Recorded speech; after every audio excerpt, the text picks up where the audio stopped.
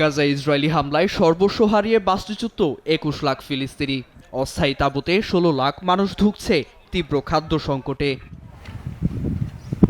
নির্মম পরিস্থিতির সুযোগে ফিলিস্তিনি ভূখণ্ডকে পশ্চিমা কায়দায় গড়তে চাইছে যুক্তরাষ্ট্র। মার্কিন প্রেসিডেন্ট ডোনাল্ড ট্রাম্পের জামাতা জেরেড কুশনার উন্মোচন করেছেন এমনই এক পরিকল্পনা। নাম দিয়েছেন নিউ গাজা।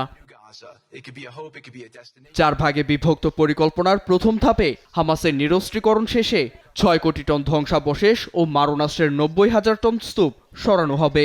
নির্বাচিত এলাকায় তৈরি হবে ১৮০টি বহুতল ভবন, আবাসিক এলাকা, শিল্পাঞ্চল, ডেটা সেন্টার এবং পার্ক, যা মূলত হবে উপকূলীয় পর্যটন এলাকা। ওদের স্বপ্ন পূরণে পাশে থাকতে পেরে আমরা গর্বিত।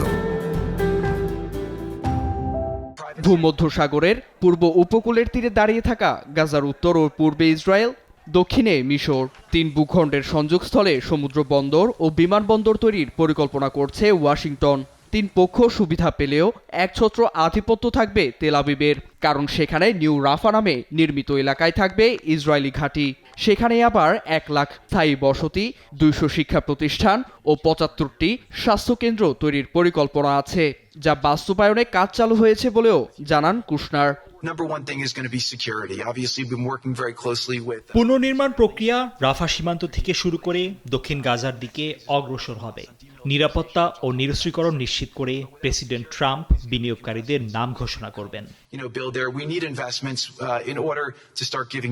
মার্কিন উচ্চাভিলাষী পরিকল্পনা বাস্তবায়ন হলেও ফিলিস্তিনিদের দুর্ভোগ লাঘব হবে না, বরং উপত্যকার অভ্যন্তরে ইসরায়েলের উপস্থিতি সংকট বাড়াবে বলে ধারণা করা হচ্ছে।